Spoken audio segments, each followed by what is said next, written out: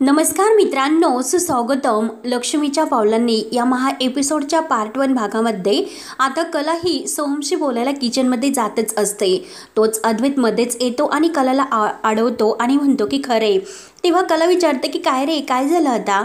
तर अद्वैत म्हणतो की हे पग, अगं कपाळाला कपाळ लावून टिळा लावण्याची काय गरज होती. तेव्हा आता कला म्हणते की हे पग, मला मान्य आहे की आपण अजून सुद्धा चाच पडतोय, आपल्यातील समानता शोधतोय, पण याचा अर्थ असा होत नाही की मी तुझी बायको नाही म्हणून, की आता तुला ते सुद्धा मान्य नाही. त्यावर आता अद्वैत रागाने म्हणतो की मी तुला असं म्हंटलो का. याचं उत्तर मी देणार सुद्धा नाही, कारण अजून सुद्धा मी फाइंड आउट करतो. मुद्दा हा आहे, मला तुला हे सांगायचं आहे की घरातील कुठल्याही व्यक्तीला तुझंही वागणं नाही आवडलं.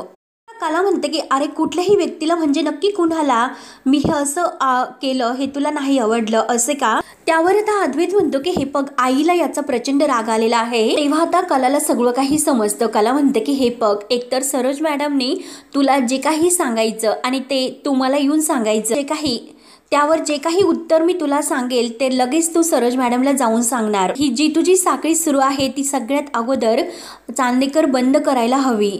त्यावरती आता कलाचं ते बोलणं ऐकून चांदेकर म्हणतो की हे बघ. कला त्याला बोलून देत नाही. कला म्हणते की हे बघ, मला बघण्याची काही गरज नाही. तुला तर परिस्थिती काय होती ही माहिती होते, कारण माझ्या हातावर मेहंदी होती, त्यामुळे मला तसं करावं लागलं. जे तू विचारतो त्यावर स्पष्टीकरण देण्यासाठी माझ्याकडे कोणतंही असं उत्तर नाही आणि प्रथा मोडू नये यासाठी हे सर्व मी केले.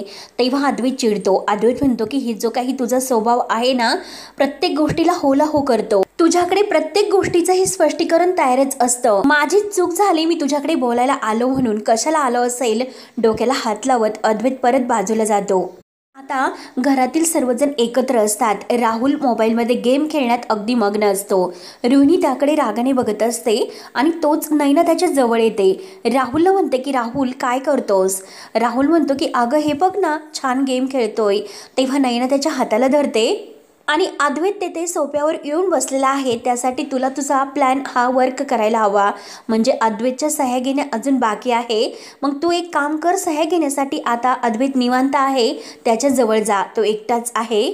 आपला प्लॅन सक्सेसफुल होऊ शकतो असं नैना आता राहुलला समजावते. लगेच आता अद्वैत जवळ येतो आणि अद्वैतला ते फाईल देत म्हणतो की दादा, अरे यावरती तुझ्या सह्या बाकी होत्या, तुला काम आल्यामुळे ते राहिल्या, म्हणून यावर परत सह्या कर. तर कला विचार करत असते. कला म्हणते की आता सध्या आमच्यामध्ये जे काही सुरू आहे ते काही बरोबर नाही, त्यामुळे आता अद्वैतशी मला भांडायचं सुद्धा नाही. नक्की मला असं काहीतरी करावं लागेल की अद्वैत मी नक्की काय करू, आणि त्याला आता जो काही त्याने राग धरलेला आहे तर त्याच्याशी मी तो राग दूर करण्याचा प्रयत्न करू का. म्हणून कला लगेच आता अद्वैत जवळ येते आणि अद्वैतला आवाज देते की चांदेकर, आणि तोच त्या सह्या करत असतो आणि त्याच वेळेस कलाने त्याला आवाज दिलेला असतो. म्हणून आता रोहिणीचं लक्ष जातं आणि आता हे सर्व बघून रोहिणीला कलाचा खूप राग येतो. तेव्हा अद्वैत कलाला विचारतो की काय आहे. तर कला म्हणते की इकडे. तर अद्वैत म्हणतो की तुला दिसत नाही का मी काम करतो. तर कला म्हणते की अरे महत्वाचं बोलायचं होतं, ए ना. तर अद्वैत लगेच फाईल हा ठेवतो. तर राहुल म्हणतो की दादा अगोदर सह्या कर आणि नंतर जा. अरे काम थांबलेलं आहे, मला फाईल्स पुढे पाठवायच्या आहेत, तू अगोदर हे काम कर. परंतु अद्वैत राहुलचा ऐकत नाही. तो राहुलला म्हणतो की थांब राहुल, मी आलोच जरा, थोड्या वेळात मी हे सह्या करतो. अगोदर ती काय म्हणते हे बघून येतो, नाही तर ती माझं डोकं खाईल. राहुलची आता खूप अशी घाई सुरू असते, कारण त्याला त्या अद्वैतच्या सह्या इतक्या घाईतच घ्यायच्या असतात. राहुल म्हणतो की अरे सह्या करून दे, परंतु अद्वैत म्हणतो की नाही, एकच मिनिट थांब, मी आलोच, असे बोलून आता तो पुन्हा कलाकडे जातो. रोहिणी आणि राहुल आणि नैना यांचा पुन्हा मुडाप होतो. तेव्हा अद्वैत कलाजवळ येतो आणि काय असं थोडंसं रागातच बोलतो. तेव्हा कला म्हणते की हे बघ, इतकं चिडू नकोस, टेन्शन घेऊ नकोस, हेच तुला सांगायचं होतं. तर अद्वैत म्हणतो की काय, हे सांगण्यासाठी तुम्हाला तुझ्याजवळ बोलावलं होतंस का, मी काम करतोय ते तुला दिसत नव्हते का. तर कला म्हणते की आपल्यामध्ये जे बोलणं झालं त्यामुळे तू चिडू नकोस, तू सारखं राग धरून बसतोस, म्हणून तुला हे सर्व सांगायचं होतं की अरे अद्वैत तू चिडू नको. त्यावर आता अद्वैत रागाने म्हणतो की हे बघ, मला आता खरे काम करून दे, आणि पुन्हा तो आपल्या जागेवर जातो. अद्वैत आल्यानंतर राहुल लगेच फाईल पुन्हा त्याच्या हातात देतो. तेव्हा आता अद्वैत म्हणतो की हो, मी रूम मध्ये जातो आणि तुला ह्या सह्या करून पाठवून देतो, ओके, असे बोलून आता अद्वैत रूम मध्ये जायला निघतो. परत जाताना तो कला जवळ येतो आणि कलाला म्हणतो की तुझ्या समोर थांबण्यापेक्षा मी रूम मध्ये जातो आणि माझं काम करतो. तेव्हा आता अद्वैत जायला निघतो. तर कला पुन्हा म्हणते की चांदेकर, अरे ऐक ना, चिडू नकोस ना रे प्लीज. तेव्हा अद्वैत आता कलाकडे बघत अगदी रागाने निघून जातो, तर कलाला खूप हसायला येतं। तेव्हा कला तर खूप हसून आता ती पण तेथेच जाते। त्यानंतर आता रोहिणी, राहुल आणि नैना यांना खूप राग येतो। राहुल आता रागाने रोहिणीला म्हणतो की मम्मा, अगं ह्या कलाचं काय करायचं? अगं इतक्या मेहनतीने मी त्या फाईलमध्ये डिव्होर्स पेपर ठेवले होते। अद्वैत त्यावरती सह्या करणारच होता, परंतु ही तर मध्ये तडपडली। हिची सवयच अशी आहे मूर्ख कुठली, म्हणून राहुलची खूप चिडचिड होते। त्यानंतर संगीता आणि दिनकर आपल्या घरी येतात। दरवाजा उघडतात तर आत येतात। संगीता पाणी आणायला आत जाते, तर दिनकर आता जो काही आपला मुलींसोबतचा फोटो आहे तर त्या फोटोकडे एकटक बघत असतो। संगीता येते, संगीता विचारते की काय झाले, तर दिनकर म्हणतो की संगे, आपली परिस्थिती नसल्यामुळे आपण काजलला त्या घरात आपण सून म्हणून नाही पाठवले आणि कलाला सुद्धा त्या घरामध्ये खूप त्रास होतोय आणि तो त्रास काजलला होऊ नये म्हणून सोमरावांपासून आपण काजलला लांब ठेवले। दिनकरच्या डोळ्यात पाणी येत असतं, परंतु संगे, अगं मला खरंच हे वाटत नाही की काजलची यामध्ये काही चूक असेल। खरं तर मला याचं खूप वाईट वाटतं की एक आई बाबा म्हणून आपण तिच्या बाजूने ठामपणे उभं नाही राहू शकलो। काजलवर जी परिस्थिती आज ओढावलेली आहे त्यात फक्त तिची 5% चूक आहे, परंतु सर्वात जास्त म्हणजे 95% आपण चुकलो। गीता म्हणते की हे बघा, मला नाही वाटत की आपली काही चूक आहे म्हणून। दिनकरला खूप वाईट वाटतं, दिनकर रडत असतो। दिनकर म्हणतो की आतापर्यंत पोरींना स्वतःसाठी खूप तडजोड करावी लागली आणि यापुढे सुद्धा त्यांना स्वतःसाठी खूप काही तडजोडी आपल्यामुळे कराव्या लागतील।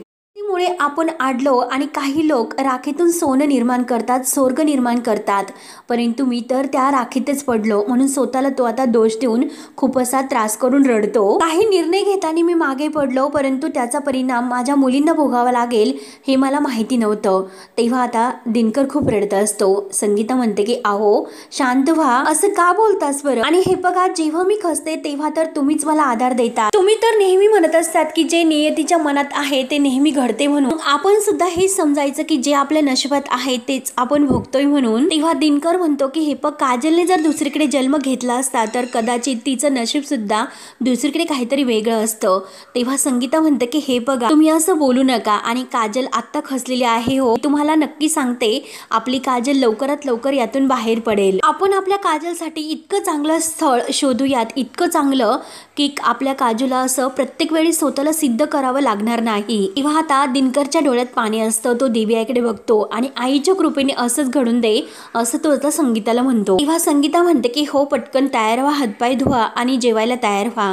तेव्हा आता दिनकर उठतो, आतमध्ये जातो। तेव्हा संगीता आतमध्ये जायला निघते, परंतु तिला आता जो काही समोर आपल्या तिन्ही मुलींचा फोटो आणि त्या दोघांचा एकत्र फोटो आहे तर तो फोटोकडे बघून आता संगीताला खूप असं रडायला येतं। त्यानंतर आता राहुल हा अद्वैत मागे आपल्या त्या अद्वैतच्या रूममध्ये येतो। त्याच्या हातामध्ये जी फाईल असते तर आता राहुलला पूर्ण धक्काच बसतो। त्याला आता भीती वाटते की अद्वैत ती फाईल वाचतो की काय, म्हणून राहुल खूपच घाबरतो। तर अद्वैतचं लक्ष राहुलकडे जातं।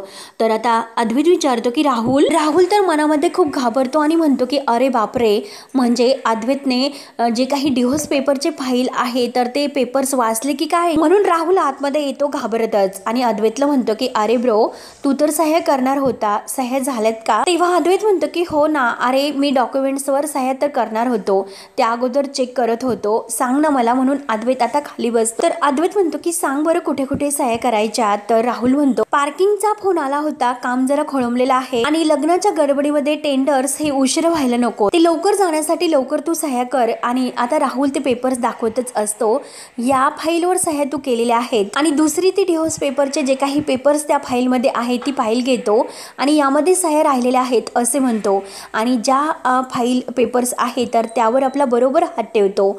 डिव्होर्सचं नाव तो अद्वैतला दिसून देत नसतो आणि बरोबर त्यावर तो सह्या घेण्याचा प्रयत्न करतो। असं करता करता काही सह्या तो घेतो। मेन आता डिव्होर्सच्या पेपरवर सह्या घ्यायच्या असतात। डिव्होर्सच्या पेपरवर सह्या करणार तोच कला धावतच आत येते आणि तिला आता दरवाजाच्या जे काही ती धावतच आलेली असते म्हणून धक्का लागतो आणि तिची बांगडी तेथे आता फुटली जाते। तेव्हा बांगडीची काच आता कलाच्या हाताला लागते, त्यातून रक्त येत असते। तर कला जो जोरात आई गं असं ओरडते. तर अद्वैतचं लक्ष पूर्ण कलाकडे जाते. तर अद्वैत विचारतो की काय झालं, आणि शेवटी ती सही करता करता राहते आणि अद्वैतचं लक्ष आता कलाकडे असतं. राहुलला आता ही कला आली म्हणून पुन्हा तिचा राग येतो. रागाने तो तिच्याकडे बघत असतो. तेव्हा कलाला धक्का बसतो. कला म्हणते की अरे ही बांगडी कशी फुटली असेल, बांगडी फुटणं हे शुभ नसतं. तेव्हा आता अद्वैत लगेच उठतो आणि कलाजवळ येतो आणि कलाला म्हणतो की काहीतरी काय बोलतेस, अगं स्वतःचं लक्ष नसतं हे मान्य कर, शुभ अशुभ काय घेऊन बसलीस तू, अगं तुझ्या हातातून रक्त येतं, तुझं लक्ष कुठे आहे. म्हणून तो कलाच्या हाताला धरतो आणि चल इकडे बस म्हणून तो तिला खाली बसवतो. राहुलला आता आणखीनच राग येत असतो, कारण जेव्हा मी सह्या घ्यायला जातो तेव्हा ही मध्ये तडफडते. म्हणजे दिव्याईचा चमत्कार म्हणायचा की डिव्होर्स पेपरवर काही राहुलला अद्वैतच्या सह्या घेण्यासाठी आता काही योग येत नसतो. तर अद्वैत आता कलाला म्हणतो की काय ग, कायम असा धसमुसळेपणा करत असते, जरा लक्ष तुला देता येत नाही का, चालता चालता कशी तू धडपडते. त्यावर आता कला म्हणते की अरे घाईघाईत मी वर आले होते, लक्ष नव्हतं माझं. तेव्हा आता अद्वैत तिला म्हणतो की अगं तुला एवढी कसली गडबड आहे तेच मला नाही कळत, का तू इतकी घाई करतेस आणि कायम धावत असते. तेव्हा आता राहुलला मनातून खूप राग येतो. तो मनात तिच्याकडे रागाने बघत म्हणतो ही मध्येच का दरवेळेस अशी कोडमडत असेल, एवढं कुठं हिला काय लागलं असेल. आणि अद्वैत सुद्धा सह्या करायच्या सोडून तिच्याकडे गेलास. आणि अद्वैत अरे लवकर सह्या कर आणि मला जाऊन दे. म्हणून राहुलला असं होतं की केव्हा या पेपर्सवर मी अद्वैतच्या सह्या घेईल. तेव्हा आता राहुल अद्वैतला म्हणतो की अरे दादा तुझ्या सह्या बाकी आहेत, मला उशीर होतोय, पेपर घेऊन द्यायचे आहे. तेव्हा आता अद्वैत म्हणतो की थांब मी नंतर करतो आणि फर्स्ट एड बॉक्स दे म्हणतो. तेव्हा आता राहुल म्हणतो की आता तो सुद्धा मीच द्यायचा का. तर अद्वैत त्याला म्हणतो की परत थांब, अरे तुला कसं माहिती असेल की कुठे असेल, म्हणून थांब मीच घेतो.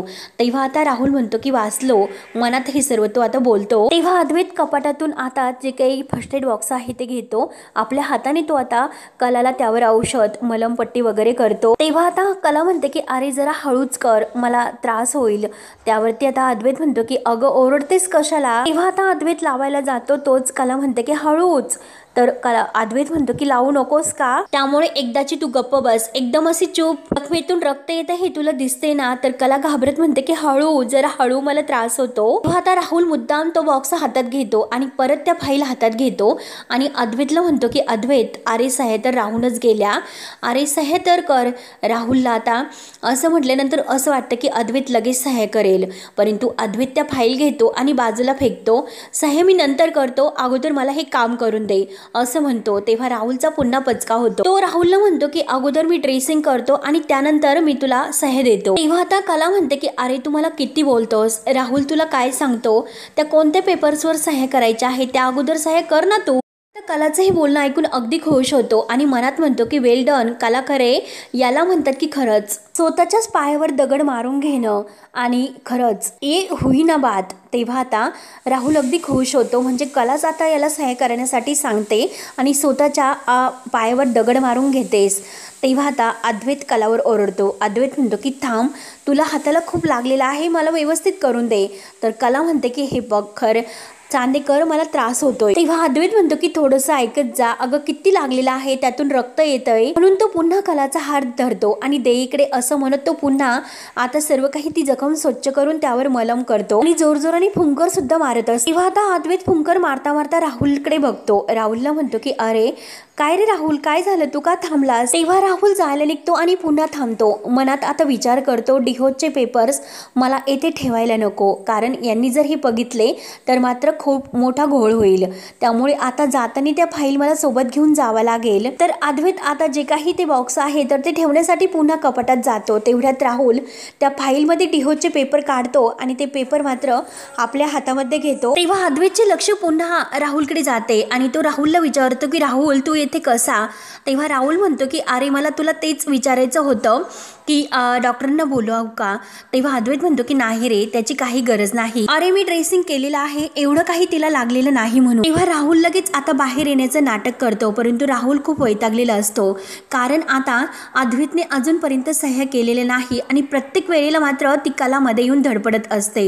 म्हणून राहुल पायरीवर येतो आणि पुन्हा त्या पेपरकडे रागाने बघत असतो आणि मनात म्हणतो की आता हे काम कधी आणि कसं पूर्ण होणार आहे. दरवेळेस मी अद्वैतकडून ह्या सह्या घेण्यासाठी जातो आणि ही कला कायम मध्ये मध्ये येते आणि तडफडते, त्यामुळे काही झाले तरी मला ह्या डिव्होर्स पेपरवर अद्वैतच्या सह्या लवकरात लवकर घ्यावेच लागणार असे आता राहुल ठरवतो। त्यानंतर आता इकडे काजल रूम मध्ये आलेली असते आणि ती सारखा सोहमचा विचार करत असते की सोहम सुद्धा मनातून खुश नाही, जरी त्याचं हे लग्न त्याने त्याच्या संमतीने ठरवलं असेल, परंतु मनात मात्र वेगळंच काहीतरी आहे। तो मुद्दाम हे सर्व नाटक करतोय आणि नक्की काय आहे असं ते कारण मला शोधून काढावंच लागतं। परंतु तिला आता स्वतःच्या फिलिंगची आठवण होते। अगं काजल, तुझ्या फिलिंग्सचं काय?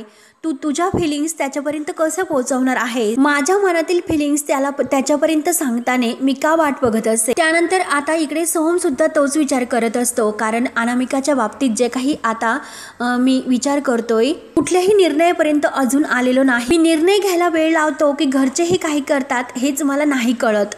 म्हणून काजल आता सोहमशी बोलायला त्याच्या रूममध्ये जायला निघते, परंतु आता सोहम खालीच ते हॉलमध्ये बसलेला असतो। तेव्हा काजलला समजतं की आता सोहम तर खालीच आहे, म्हणून ती आता पुन्हा सोहम जवळ येते। तेव्हा सोहम तिला बघून आता तेथून जायला निघतो, परंतु आता काजल लगेच त्याचा हात धरते आणि त्याला अडवते। सोहमला म्हणते मला तुझ्याशी महत्त्वाचं बोलायचं आहे, तर सोहम रागाने म्हणतो हात सोड माझा। आणि सोहम आता तिला रागाने म्हणतो की तुझा आणि माझा काय संबंध आहे? तर काजलला आणखीनच वाईट वाटतं।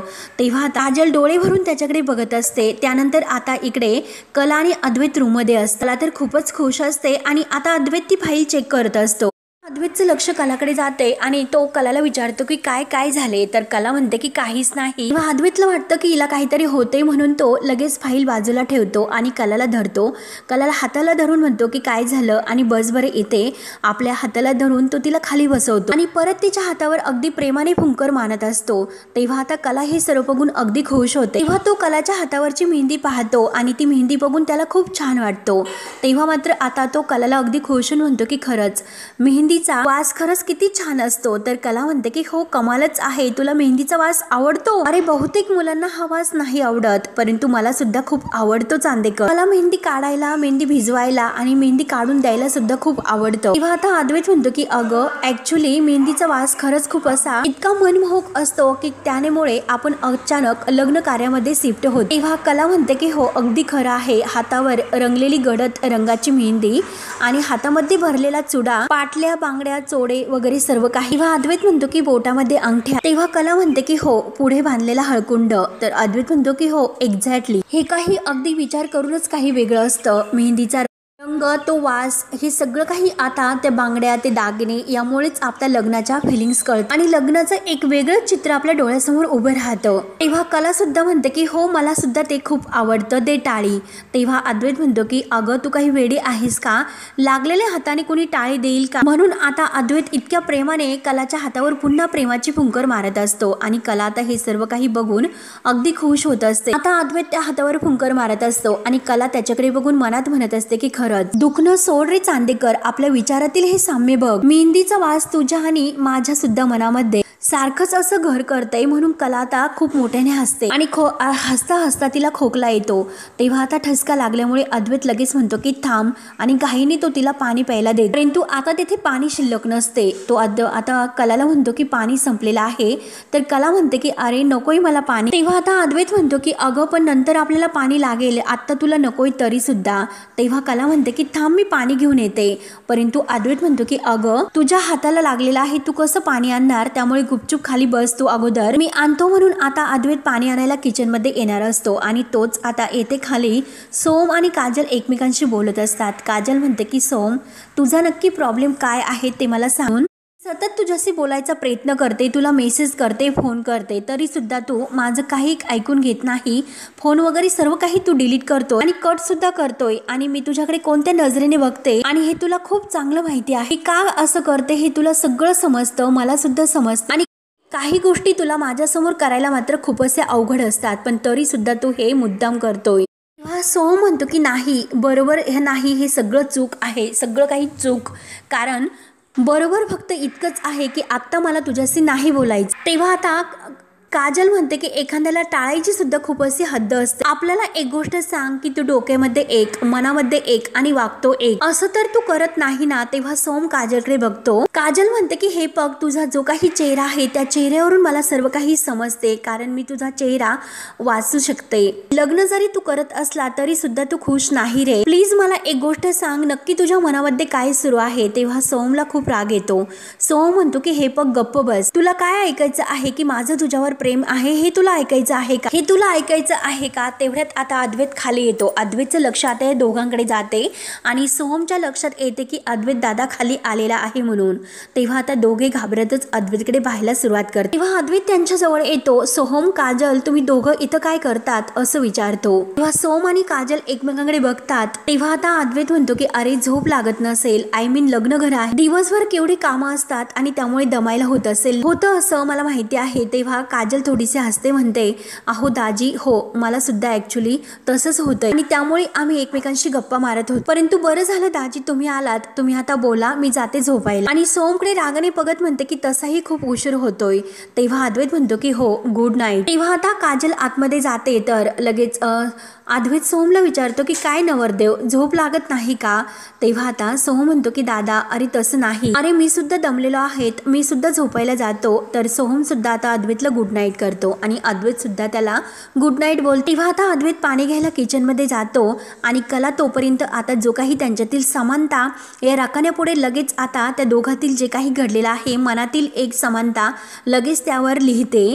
पाणी घेऊन येत आहे हे कळल्यानंतर ती लगेच आता तेथे बाजूला येऊन उभी राहते, धावतच जाते। तेव्हा आता अद्वैत आत येतो आणि कलाला म्हणतो की हे घे, तुझ्यासाठी मी पाणी आणलं। तेव्हा आता कलाने आपल्या हातामध्ये जो काही आता तो मार्कर पेन आहे तो लपवलेला असतो।